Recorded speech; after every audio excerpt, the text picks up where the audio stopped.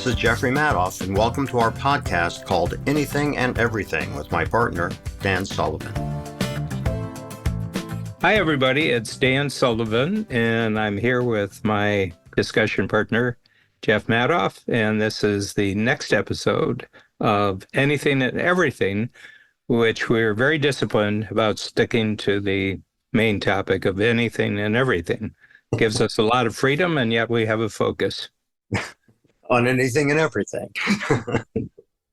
Jeff, I just sent you sort of an outline of a quarterly book that we're writing at Strategic Coach, and it's called Everything is Created Backward, and you liked it, which always pleases me. I did. I thought it was a great way to look at things. Yeah. So the reason I hit on this topic is because I'm very connected to the technological world, not directly myself, but through people I know in the technological world. And they're real believers. They're true believers that technology is changing everything and that we can disregard the past because everything in the future is going to be brand new and it's going to be created brand new. And it got me thinking, first of all, just my instinct was that they're true believers. It's a religious term, but people can turn anything into a religion. And I think the future is the way I'm seeing it spoken about is a form of religion. It's sort of a techno-utopian religion. But I'm also a great fan of history, as you are. And I just got a feeling there's always been the newest thing that's going to change everything. Probably when the first caveman came up with a rock that was better at throwing than the opposition. I think humans instinctively come up with new tools to multiply their capabilities. And I don't see this newest thing, which happens to be artificial intelligence, is all that much different from what's been going on right from the beginning. Yeah, it's interesting. You know, when you mention something to throw the rock better, I actually looked at the rock as an extension of the fist. So how could I disable the enemy before they got close enough for me to punch them? Because without disabling my fist. That's right. That's right. So Yeah. Throwing a rock was like throwing a fist, if you will. Mm-hmm. As a matter of fact, you know, it's interesting because they call it throwing a punch. So I think that it is really interesting because it's always the new thing. And the new thing prior to AI were smartphones. Mm-hmm. And then other than, you know, I think the public is finally tired of, do I really need to buy a new phone every 18 months? You know, which is basically a computer I'm carrying around that can also make phone calls.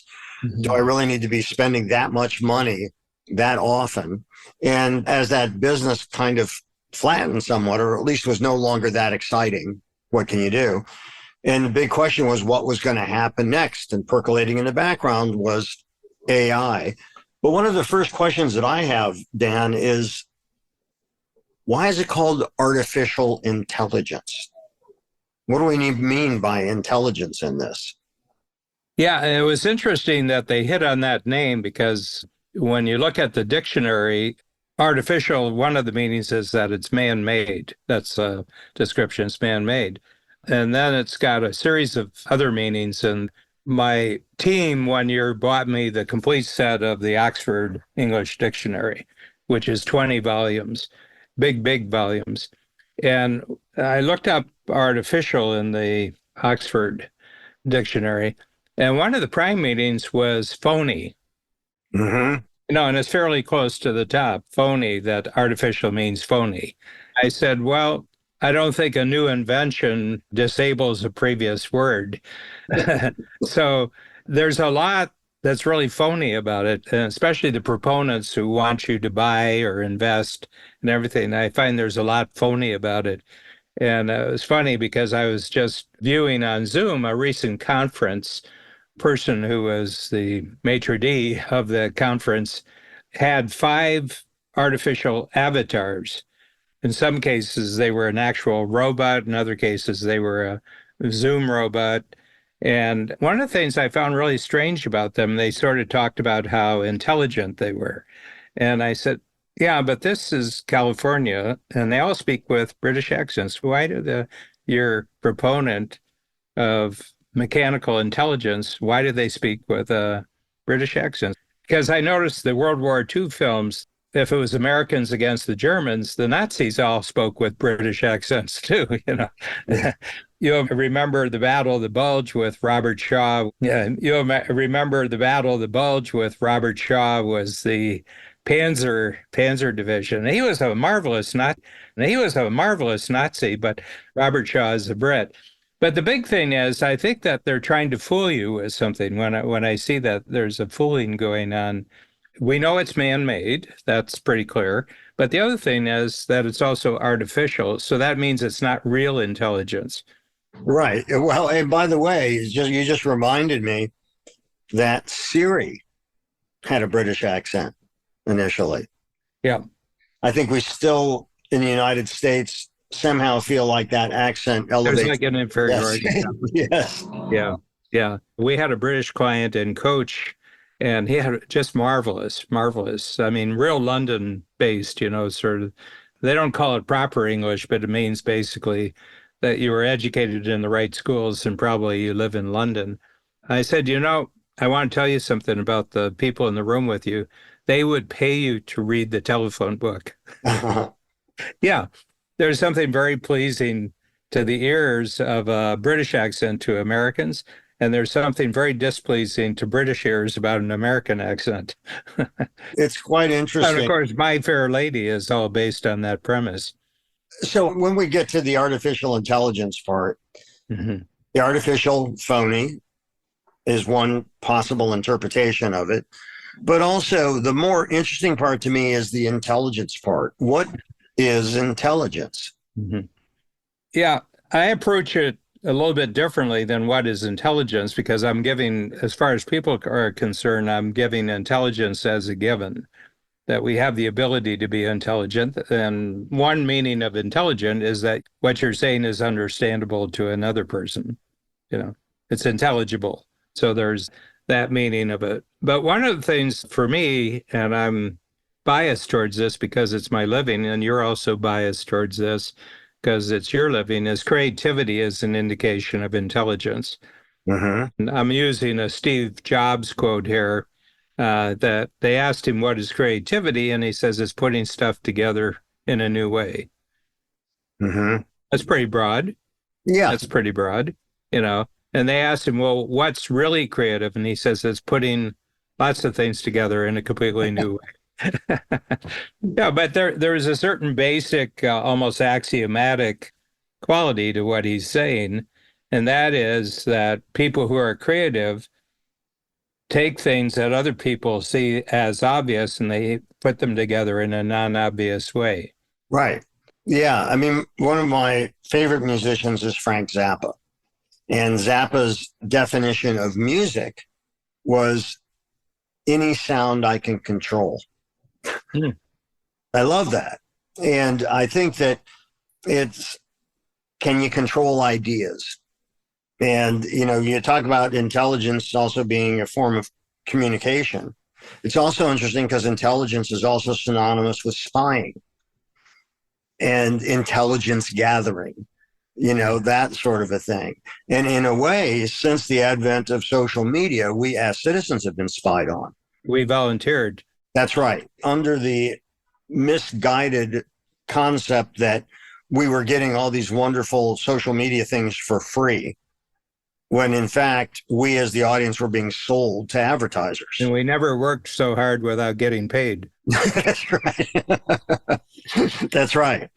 So I do think that it's interesting to go to the root words of a lot of this stuff and just figure out, oh, so that's interesting. It's in the same realm as spying, appropriating information, which is now become a huge topic because of AI. That was part of the writer's strike and actor's strike in Hollywood. Well, and it's part of the rebellion against TikTok that the Chinese are spying. Right. That's right. So when we talk about intelligence in terms of AI, I mean, it seems like the iterations on various AI software, if that's the right term to call it, software, or the AI applications, let's say, new ones are coming out daily and the old ones are iterating several times a day. So the machine learning is that it's constantly just taking in information. But does the ability to harvest incredible amounts of information and then be able to retrieve that information quickly? Because, machines can do that much better than we can. Machines can both store and retrieve information way faster than the human brain can. That doesn't necessarily mean intelligence. And before we went online, you and I were talking about Gutenberg, aggregating things because print became more widely used, in a way, was one of the earliest forms of AI. I read a very good article recently, going further back than Gutenberg, that the alphabet as a form where you just have a discrete number of letters and then you rearrange them was a tremendous breakthrough. If you compare the English language, which is based on 26 symbols, with the Chinese language, which a really literate Chinese knows 5 to 10,000 little ideograms.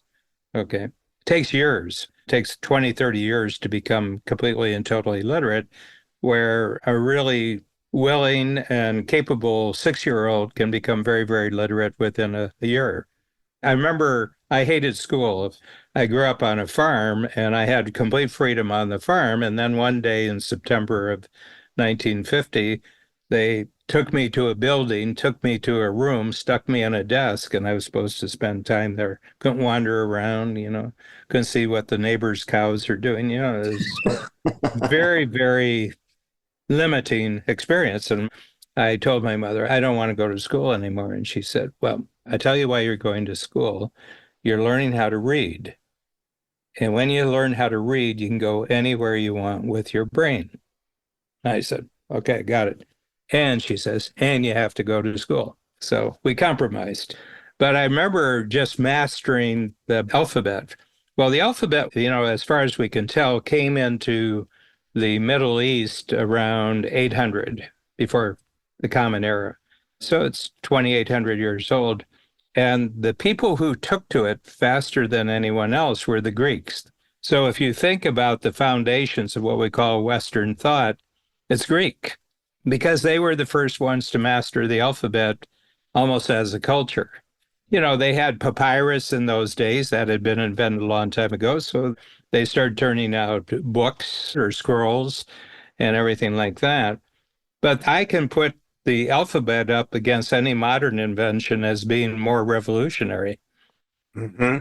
Interesting. And then printing, widespread printing. Printing existed before Gutenberg, but they didn't have movable type. So, the alphabet is movable symbols and printing is movable type. Then you move into the digital age, and now you're moving digital representations of type and numbers. The other one is the Arabic numbering system with 0. I mean, there's a case to be made that the Romans collapsed because they had a really bad way of counting. How much gold do we have? Well, I'll tell you in 6 months. Yeah, it's interesting where everything else is clear, 1, 2, 3, up, so on. 0 is an interesting concept because it means nothing, right? Or it means 10 times. Yeah, or it just means that's the break-even point between something and going into negative numbers. Yeah. But there are cultures that had no alphabet, and there were African cultures that communicated through drums sounds, percussive sounds, that were considered to be way more expressive than alphabetical sounds. I read The Language Instinct by Steven Pinker, which was really fascinating, getting into the origins of language and that not all languages are alphabet based, which is quite interesting. But in a way, that ties in, very much a way, it ties into what your thesis was about looking backwards in terms of invention. So talk to us a little bit about that. the title of the book, and these are small books, so I create a small book every quarter, and this is book number 38. And it's that everything is created backward. And what I mean is that the most creative people actually go backward to things that have already happened. And through a process that I think is mysterious, put things together. And my sense about that is three seems to be the magic number of things to be put together. Okay. And I've actually created a thinking tool, which the book goes on to explain this thinking tool, which is called the triple play. Okay. And what you do is you take three experiences, and I start with the individual. I don't start with something that's going to be a product necessarily that you produce for other people, but it's a way of being creative with your own experience. And what you do is, for example, I give later on in the book, I give 5 examples of how the triple play will work with your experiences. And the first example is things that you're still unhappy about. And what I say is that it's something that happened. It could have been last year or it could have been 5 decades ago, that when you think about it, you still get a negative cringe from it. You say, oh. And I say, now, if I get you to write those in our tool, we have 3 arrows, and you write the first unhappy thing, the second unhappy thing, the third unhappy thing. And then around them, I put 3 boxes. They're sort of in a circle. The arrows are in a circle and the boxes are in a circle. I said, now, what I'd like you to do is to pick one of the boxes and link it to 2 arrows that are closest to it. And then write down what the unhappy experience is in one box and the unhappy experience. So 2 unhappy experiences. And then make a connection between the 2 unhappy experiences in the box. Okay. But that's just one of the boxes. Then you go with another box, and it does 2, one of which happens to be one you've already used before. So it's A and B, and then it's B and C, and then it's C and A. So you go around in the circle. And what happens is that the moment you complete the 3 boxes, connecting 2 arrows, connecting 2 arrows, connecting 2 arrows, you're not unhappy at all with those 3 experiences. And the reason is you change the context of the experience. So can you give me a functioning example of that? Yeah, I'll give an example, particularly unhappy dating experience I had when I was a teenager. Okay. And then another one was, I'll keep it in the same vein, my divorce to my practice wife. I call it my practice wife. I didn't used to call it my practice wife, but, and then another one is a business partnership that fell apart. And I still, when I think of the 3 things, I still think of it, yeah, but that sucked. But when I put the 3 of them together, I came to an understanding that in all 3 things, I didn't really tell myself before I got involved in those relationships what I was looking for. And because I didn't get what I was looking for, that felt like a failure and it felt like an experience. But I can say anytime you don't tell yourself why you're getting involved in something, it's probably going to be an unhappy experience. So that would not be just all 3 experiences. That would be all the unhappy experiences in my life. I was disappointed, but I was disappointed because I never had my mind clear in the first place what I was trying to do. So what's a question one can ask themselves to avoid that? Why are you doing this? No, it's a good question. I mean, you've obviously been through this over the last 5 or 6 years with your soon-to-be Broadway play, and you're asking yourself, well, why am I doing this anyway? How old were you when you actually started Personality as a project? 67, 68, something like that. Yeah. And now you're older. I've aged during our conversation. Yeah, but what was the prime thing? Because, I mean, it's one thing to commit yourself to this in your mind, but when you announce it to other people, then it becomes something much bigger. Okay. And the other thing was, it was about a particular person, Lloyd Price, who was alive and who you really respected.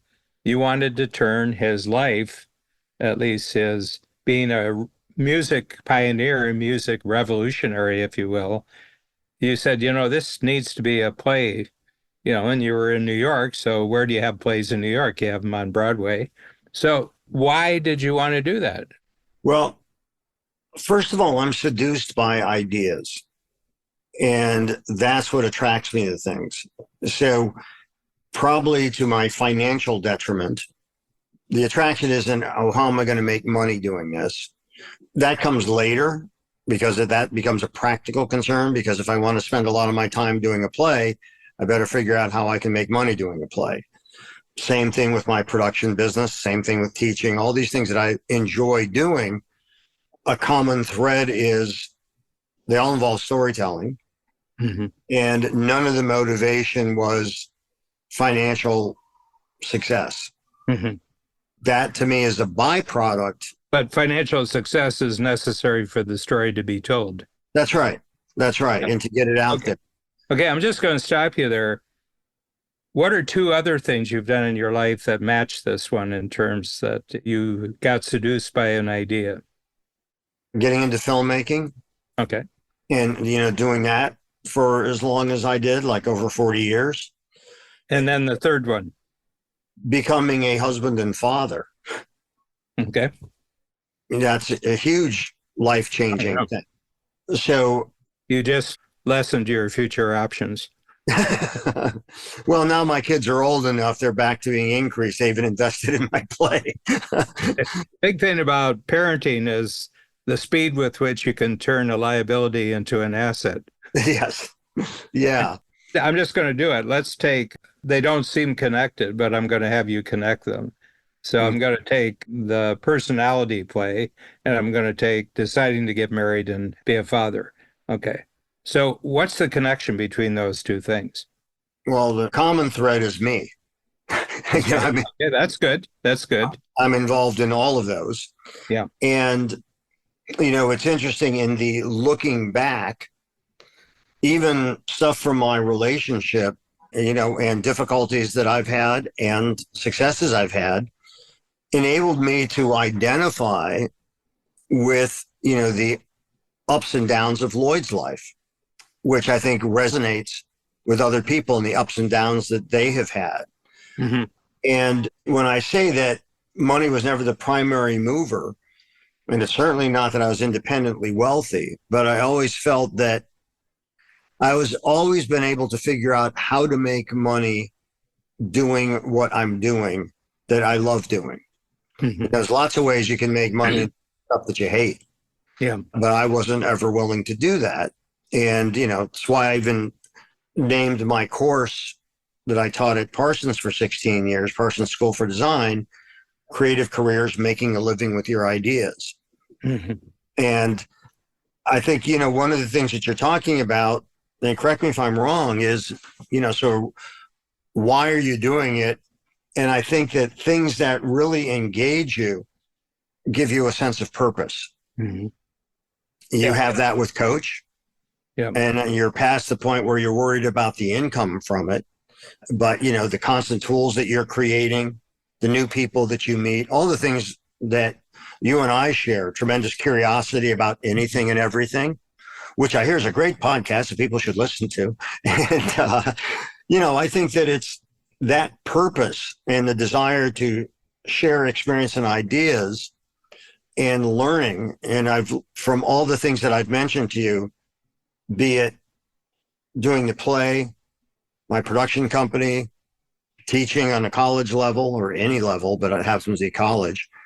Also being a husband and a parent. There are things that I have learned through all of those things, the difficulties and the successes have all informed each other. I think if your eyes are open, everything you do informs what you do. Mm-hmm. Yeah. Okay. So we did the parenting and we did the personality play. Let's try out parenting with the beginning of your film career and see if you can see a connection there that's different from the first one that you made. Something new that you see by doing those two, connecting those two that's different from connecting the first one. I think that the link is the experience gained that if you are emotionally open can lead you to deeper and more relatable insights, whether you're telling a story about Lloyd's life whether I'm making a But film you did about. a documentary film first. That's right. That's That's right. where you found out about the life, of this Exactly. other That's person. right. Yeah. And, I did the same thing with Ralph Lauren. Yeah. So You did one with Shirley Horn too, didn't you? I did. Yeah. I've done a number of them with How many would you say documentary where it's about a person's life, about their career? Martha Graham, who created the art form of modern dance, Brooke Astor, who is a cornerstone of New York philanthropy and just an amazing, amazing woman, Shirley Horn, Abby Lincoln, who is also a great jazz singer like Shirley Horn, Liza Minnelli, Renee Fleming, the great opera singer. I mean, there's been a whole lot of people that I have done that with. And so that learning how to tell a compelling story in realizing that everybody has their stories and there's lots of experiences that are common to all of us. Mm-hmm. And when you can create that resonance, one of the reasons it's interesting, one of the reasons that I wanted to do a play instead of a film is the immediate emotional impact that a play has because it's live and you're at risk and things can go wrong. Every night. That's right. That's right. Sometimes in the afternoon. Yes. They go wrong in the matinee too. That's right. All of those things. And it gave me also a certain perspective. And there's a bunch of things that I think, that have impacted me, that have given me perspective on things. At our age, we've all experienced loss. We've experienced things that if you look at those things, and I mean really look at those things, I think it can create a greater sense of both compassion, but also allows or facilitates the telling of more meaningful stories. I certainly have no desire to set up an armored picture that no one can penetrate in terms of these stories I'm telling. And what Lloyd said that was so great when we started off on this journey, because I said, you're not going to look good in all this stuff. There's stuff that you did in your life. And he said, Jeff, the truth needs no defense. And I thought that was just, fantastic. That's true in marriage and parenting too. That's right. It is.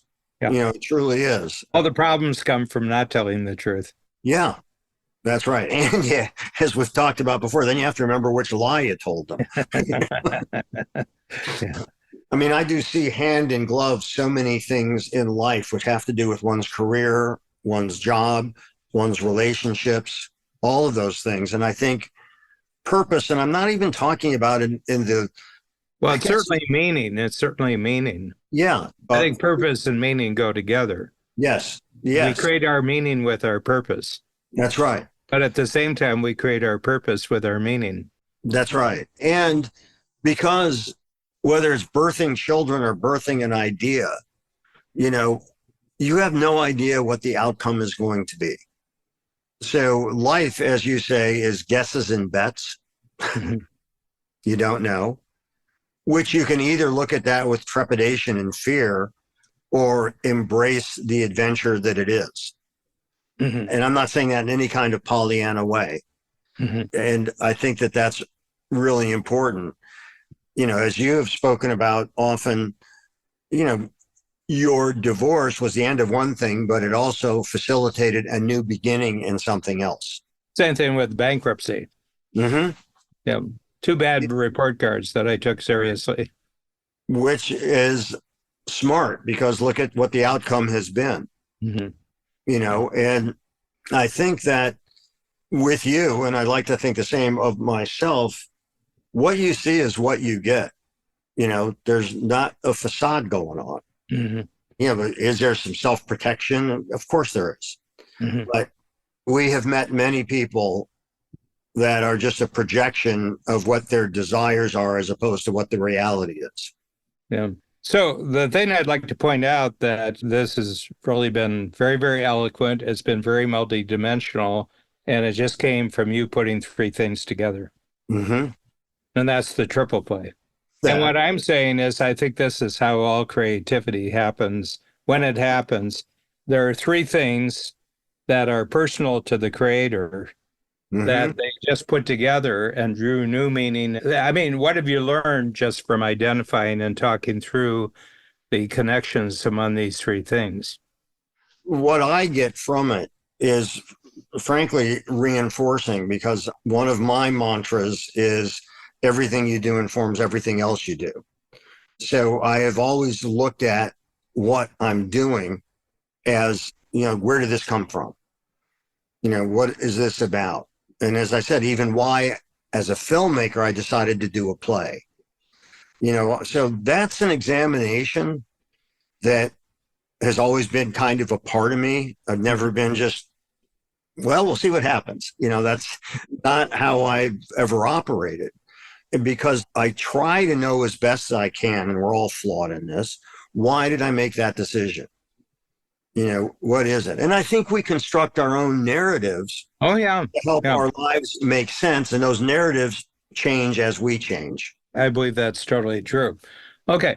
So as I started the section out, that the thesis of the book is that all creativity comes from turning around and looking at things that already exist. And part of the reason for that, you're creating with things that are actually existing. Okay. I mean, the three things that exist, they had enough survivability that they could exist. Okay. Then what I find really interesting is the fact that I call them techno-utopians, now believe that the past doesn't matter. We're just creating things in the future. We're just creating possibilities in the future. And I said, well, do the possibilities exist? And they said, no, it's just a possibility. And then I said, well, I don't think you're working with anything. There's no actual experience. There's no actual emotion. There's no actual existing meaning. There's no existing impact that you're working with. You're just working with possibilities. The British, in the British language, they have a term called wanking. And I'm not going to say out loud, but it's easily accessible in any dictionary. Yes. Okay.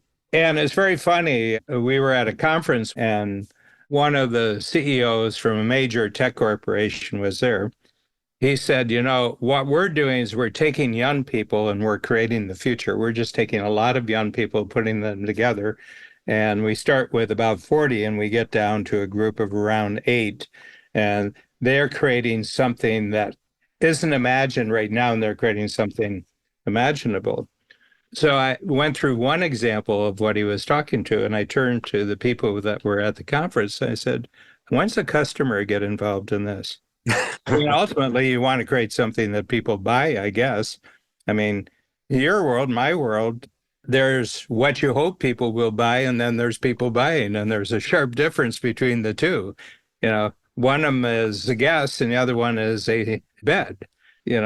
What all of us do is we want to make such great guesses that people will bet on them. Right. Yeah.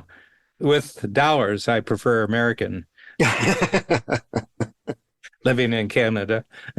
But what I want to say is that was a master class that you gave. I bet if you were in a setting and you just went through these three experiences, I want to tell you how I see three experiences from my life. My creation of a soon-to-be Broadway play called Personality, The Life of Lloyd Price, and then my decision to be a husband and a parent, and my decision earlier, many years ago, many decades ago, to actually go into a film career. I'm going to put all those three. You would have an absolutely rapt audience, RAPT, rapt audience for as long as you were talking. I'm just saying, you just created a masterclass out of that. Well, you created the framework of that. Yep. From our conversations, both in the podcast and sometimes the boundaries between what we've said before and after, like 20 minutes that we're talking beforehand or a half an hour, and say, oh, shit, we didn't record that. But I feel like I know some of those formative things in your life. And I think that the earliest skill and talent that you embodied, that I think really was significant in setting a direction for your life, was the older people you came in contact with when you were a kid. and getting them to talk about themselves. When they were kids my age. Yeah. Yes. Yeah. And when you were my age, what was going on in the world? Right. And not only did you know that that could get you a glass of milk and two cookies, you know. If it went long enough, I get 2 glasses of milk, 4 cookies, and a complimentary phone call to my mom. And what a smart kid she had. Yeah. But in terms of the dynamic of it, with Strategic Coach, you're talking to people in a way that's not unlike what you were doing 75 years ago. Yeah, totally. So it makes sense. And to me, what always never made sense is, you know, I mean, you can find the reasons, but what I'm saying is that those things that light you up when you were younger, that you get positive reinforcement for, that you love doing just for the sake of doing, to me, if you can make a living doing those things, you're going to be a much happier person. Yeah, and you'll be much more successful too, because you won't be hopping from one disappointment to another. Well, that's right. And so if going back to what I was saying at the beginning is that none of these are hobbies. So, you know, my desire to do a play is not a hobby. And when I'm asked, well, is this, you know, a labor of love or is this a commercial venture? My answer is yes. A hobby that got out of control. Yeah. And the phrase that you have used, which I love and have given you due accreditation whenever I say it, by saying my dear friend Dan Sullivan has a phrase that I love, which is making your future bigger than your past. I love that because imbued in that is a tremendous sense of optimism. And I think that maintaining an optimism in one's life is critical. And, you know, it's interesting. One of the great things about teaching, and I was just a pitch coach this past week for these 6 different companies from Denmark, which was really interesting. But the thing about that is when you have a sense of purpose, when you have a sense of optimism, and optimism, I'm not talking about Pollyanna, but, you know, yes, at a time when a lot of people are thinking about retirement, I've undertaken the largest task I've ever undertaken professionally. At a time when most people are thinking about retirement, you have had back-to-back your best years in business ever. You know, I think to be an entrepreneur, you also need to be a bit delusional. Yeah. And I'm not saying that in a bad way. It's not being afraid to dream and to go for it. Yeah. But what are you thinking now? The word delusion is a negative. I'm not sure I entirely agree with it because all 3 of your experiences that you talked about, the unhappy, well, they weren't the unhappy experiences. We just put 3 experiences together. But those guesses and bets were based on a huge amount of previous experience. So you weren't making up things with any of the 3. I think delusion is, there's no external reality. There was a lot of external reality with Lloyd. It was his entire life. You know, you had to practice marriage first, right? No. No, that was the first. Yeah. Yes. I thought maybe you did. This was it. This was it. Oh, yeah. Well, you did well on your first crack, you know. Yeah, I needed some remedial work. And then your filmmaking, that was based on a lot of reality. And my sense is a lot of what people call creativity now is actually delusional. Well, and let me be clarified. I'm using delusional somewhat tongue in cheek. Okay. And what I mean by that is for me, who has never written a play before, to put that together, to put together the team I have, and to actually get it out there in front of paid audiences, you know. And get great reviews. Yes. And so the initial thought was, what are you, deluding yourself? What makes you think you can do that? But I never ask myself what makes me think I can do it. I just try to do it. So that's what I mean by delusional. And you have said this part too. It's a certain part of entrepreneurship. Ignorance is a blessing, you know, because if you knew how stacked the odds are against you. But you'd be working for the government. yes, that's right. That's right. So the delusional to me is just the awareness that you're tackling something. You know what? I want to suggest a distinction here. And the distinction is, where does your confidence come from? Does it come from the outside or does it come from the inside? I think you have a great deal of self-assurance. Where do I think that comes from? No, I think it's factory installed. And then you had the right conditions. You had parents that were a positive influence and you had everything else. But in my case, I don't have to have any evidence for what I want before I make the decision to get it. Mm-hmm. I was born confident. I just have a natural confidence. What's the worst? I can learn something that I won't do again. What's the worst that can happen? Failure is not learning. That's right. I was saying there's three teams in life. You're on one of three teams. You're either on the winning team, which has its rewards, or you're on the learning team, which has its rewards. And if you're on the losing teams, it means that you're neither winning nor learning. Mm-hmm. Okay. And I think that people who have low confidence, they don't have the experience of being on the winning team and they don't have the experience of being on the learning team. All they have as an experience is that everything I tried failed. Right. That's because I'm a failure. Right. Which a lot of people think is also factory installed, so to speak. Yep. Yep. I definitely believe that the relationship that I had with my parents was hugely formative. Me too. And that the fact that, they encouraged me doing the things that I like doing because I could draw and I love drawing and telling stories. They'd bring me home big sheets of craft paper from the store so I could draw big pictures. Then you took over the basement. Took over my bedroom, but my bedroom was my room. So I could do what I wanted in it. My parents didn't say you have to do this or you have to do that. I feel, I don't know what the word is. When I think back of the relationship that I had with my parents and other people I know who unfortunately did not have good relationships with their parents. And, I think as we get older, it becomes more and more obvious who is having to overcome certain difficulties and who plays those out and oftentimes even sabotages themselves and they just can't help it. Yeah. Because of that. But there's also, the two siblings who come from the same parents at the same time and have different experiences of the parents as if they're not even talking about the same people, which is kind of interesting too.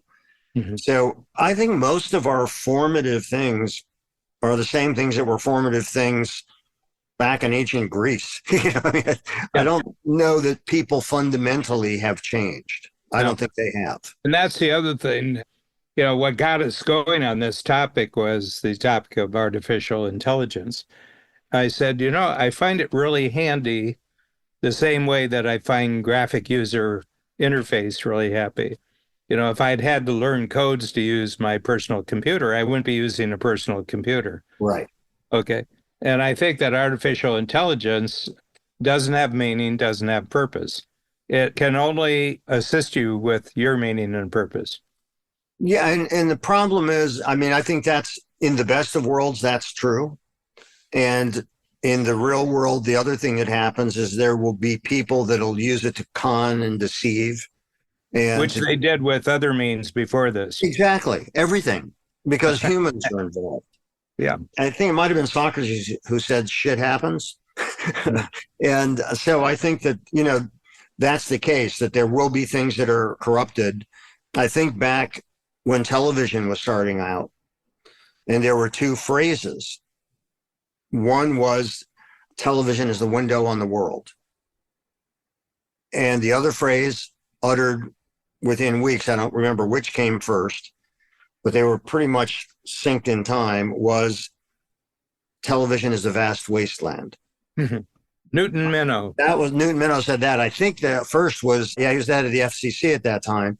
Hmm. And I can't remember if it was Bill Paley. I don't remember who. It would have been Yes, Bill Paley because he was selling television. that's right. That's Yeah. right. But Mhm. I think both of those are true at the same Yeah. time. Yeah. Yeah. And as it's true that AI can be, as you described it, in this fantastic dumb assistant, so to speak, that can just Yeah. retrieve material faster. Oh, it's a useful assistant. That's right. Yeah, it's just useful. I just find it useful. I Yes. find all the technology that I utilize every day, I find useful, and when improvements come, I'm pretty quick to adapt the improvements. But I was saying I have an Oura ring, which measures your sleep. And I said, I'm really happy I have that Oura ring because it gives me a reason to keep my cell phone charged up. Because it only measures as long as you have your cell phone, well, actually, it measures, it just doesn't give you the results unless your cell phone. So my whole point is that I don't feel deprived that I'm not using hundreds of other technologies. I have the technology that I need to move me forward in what I want to do. And that's the only reason technology is important to me. Right. Well, I mean, because why else would it be, right? Yeah. Yeah. But So, it hasn't changed me from what I was interested in when I was 8 years old. right. Same with me. I learned typing when I was a kid. I was the only male in the typing class at Firestone High School. And the first thing the teacher said to me is, why are you taking typing? Well, I have a sister who's 4 years older than I. And when she went to college, she was typing up people's term papers and she was a fast typist. And so I don't remember if she was making like $3 a page or whatever, but she could make an extra $30 in not much time. And that would finance a fun weekend or whatever she wanted to do. Or Well, she could buy something. you were talking about the 60s too. Yes. She You must know, be my age. right. So, I saw that she did. And I said, well, this is useful. This is a useful skill. And what I had no idea was just how useful. Yes, it was useful in college, and I typed my papers and I wrote my first book and all that kind of thing. And I remember my aspiration was, God, I want to get one of those IBM Bowl typewriters. That's really cool. The keys won't jam up. Well, And especially when the IBM Selectric came out. that's right. That's right. And you could reverse your mistakes on the tape, Yes, and then it would type out the. that's right. That was a marvelous. It was great. It was great. And how clever it was, that ball that went around, and because you didn't need the different keys. Yeah. So, I mean, that was terrific. So I thought that would be a really useful skill to have because I could make money Hmm. and, of course, type my own papers, not have to pay anybody to do it. Hmm. But the other thing is that I didn't anticipate, but was a huge, huge bonus, was personal computers weren't alien to me because I already knew how to do the input device, the keyboard. Yeah. So my adaptability was really quick. And what I did, there was a company called Eagle Computer. They were one of the first PC clones. And there was this guy who sold Eagle computers, and it was a kit. You could buy them finished. And I said, I'd like to build one. And he said, you would? I said, yeah. And he said, well, we can do that. We can do that. And so I remember when I started it, and this was, I mean, literally from the motherboard up, I built the thing and it booted. And I thought, oh, this is really cool. And I never have to do this again, you know, but, but doing that gave me a certain satisfaction. I had some sense of actually how it worked and what to do. And who knew that that payoff of learning how to type back in high school 30 years later would facilitate, or 20 years later, facilitate me inputting in a personal computer. Really interesting. My typing skills are a result of the Vietnam War, because right at the beginning, April, the Gulf of Tonkin, that was the excuse that Johnson gave for starting the war. Well, the war had already started, but it became official. They started drafting from 25 downward, and I got sent to Fort Knox, where they took a whole bunch of aptitude tests, and they said certain people are going to be out fighting and you're going to be back in an office, so we're sending you to typing school. We want you to know how to type. And I did that at Fort Dix, not too far from New York City. And I always think that I was so thankful for the Army that they taught me how to type because my whole career has been based on, toot, toot, toot, toot, you know. Yeah, and how that enabled you to put your ideas on paper and communicate them even in early stages Oh, yeah. Yeah. is fantastic. I've never learned how to use my thumbs. No, me either. My kids on their phone. I, I'm a klutz. I'm a klutz. Anyway, Jeff, where would you stand now on just exploring the idea that everything is created backward? Well, I believe that that's true. You and I have talked about this program that was transformative for me, and I think you liked a lot too, called Connections. Mm-hmm. It's by James Burke. He is a science historian, British. And you can find this online, I think even for free. I think YouTube's got season 1 of it, which is the only season you need to really watch. It's brilliant. But it changed my thinking in terms of looking at the antecedents, what came before. Because I think if you're missing context, you can't possibly understand, no matter what it is, whether it's AI or whatever it is, you can't understand these things until you look at those antecedents, the things that led to that, like the internet, the cell phone, and satellites allowed GPS, which gave birth to Uber and Lyft, right? So there's all of these things, that look backwards that you're saying and the things that came together. I think that if one understands that, it opens up a pretty big world of possibility of other things that you might combine that could be really interesting, and fruitful. So I think that, you created, when I was reading that before we got online, I just thought, yeah, this is really interesting. And I'm very much in sync with that approach. Mm-hmm. It's really good. I don't understand why people aren't more curious, because that's the only way you learn. I would suggest 2 reasons. They think they're not creative, number one. Mm-hmm. And number 2 is they basically think that there's special other people that create things. So why should they be curious? Because they're never going to be in charge. They're never going to be in control. They're never going to be seen as important. And here we are now hearkening back to another piece of theater you just remind me of.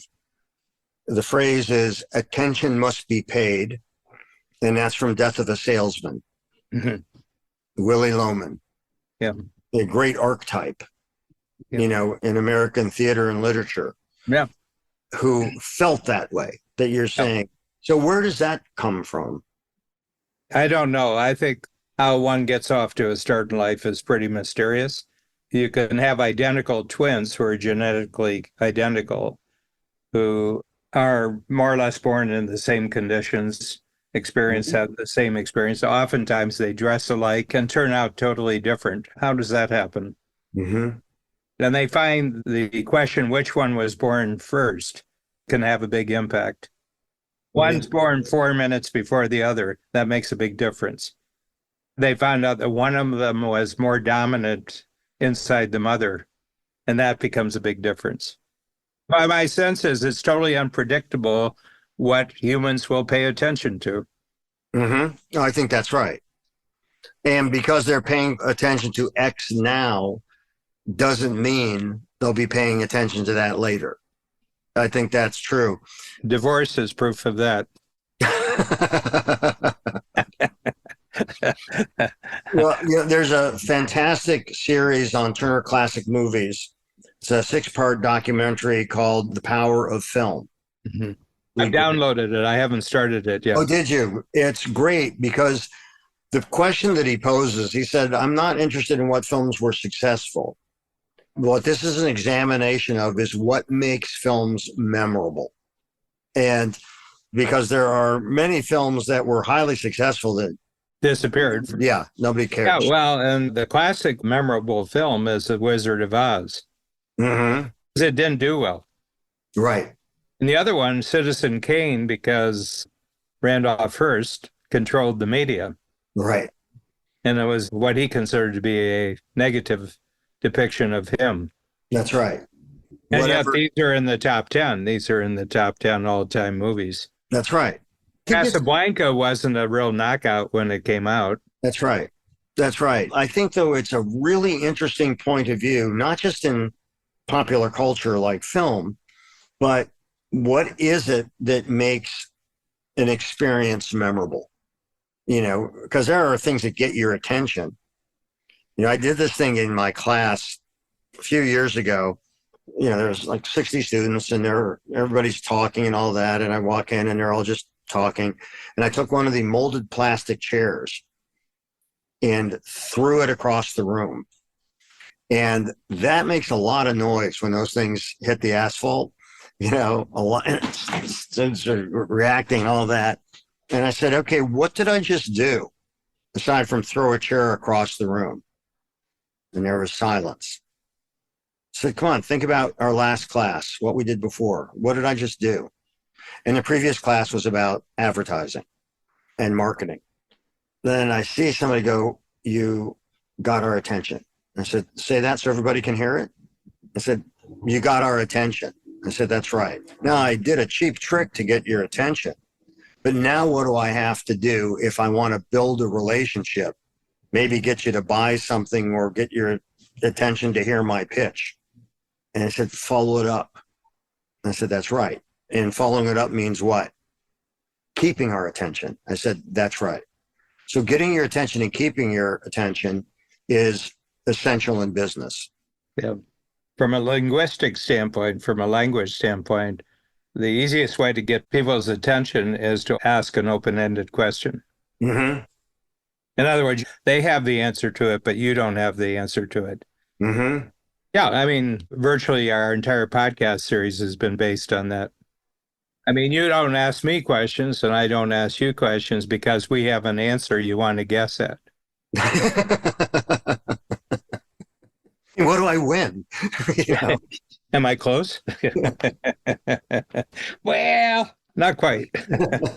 No, I can't stand rhetorical questions, where people have an area of knowledge and then you have to guess the knowledge or show that you memorized what they told you.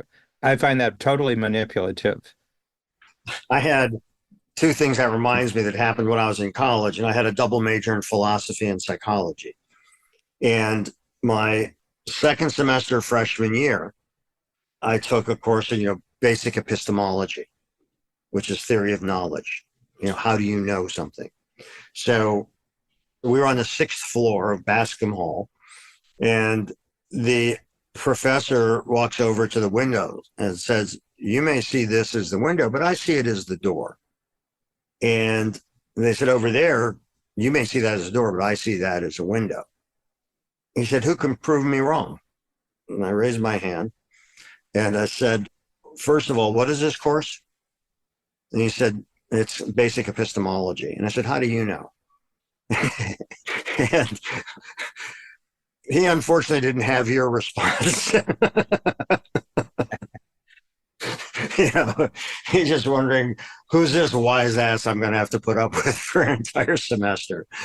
And then I walked over to the door and said, criteria for belief is the confidence to act on what your belief is. So I'm going to leave this classroom through what I see as the door, and I'd like you to leave through what you see as the door. And let's see how much you believe what you're saying and how you know what you're saying. Well, you know what I would have done? Kick me out of the class. I would have given you an A and kicked you out of the class. One, you're not pissed off. Well, it would prove one thing. It would prove I had a client I went to dinner with this week. He lives in Portsmouth, New Hampshire, that little stretch of land between Massachusetts and Maine. And he went to graduate school. He got his MBA, and I think he went, might have been one of the Ivies. I don't really remember. But there was this M&A company in Portsmouth, and the guy approached him. This was 1980. And if you had an MBA, you could name your price. It was a real hiring period at that time, Master of Business Administration. So it was like a job fair. He came up to him and he says, Can I ask you a question? He says, what's the least amount of money you can live on for a month? He says, what's the least amount of money? And my client, Pete, says, what do you mean the least amount? I'm looking for the most amount I can get on a month. And he said, I know that, but what's the least amount you can get? He said, no, I've got an MBA. The big banks want me. Everybody wants me. He said, I know, but what's the least amount of money? And it took him 5 times. And he thought through, and this is 1980, so he says $1,200. He said, okay, so he says, I'll tell you what, I'll give you $1,200 a month, but you get a third of everything you sell. And Pete came back and said, is there a cap on that? And he said, no cap. And he did it. Now he owns the company and everything. But in that moment, he proved that he was an entrepreneur. Right. Yeah. Well, once again, we've been true to our title, Anything and Everything. And Dan, I think we stayed within the boundaries of anything and everything. Oh, yeah. So mission accomplished. I feel confident that we can't go outside the boundaries of anything and everything. I'm developing that much belief and confidence in what we're doing. Well, yes, my confidence has become a capability at this point. I agree with you. So looking forward to the next one. Thanks for joining us today on our show, Anything and Everything. If you enjoyed it, please share it with a friend. For more about me and my work, visit acreativecareer.com and madoffproductions.com. To learn more about Dan and Strategic Coach, visit strategiccoach.com.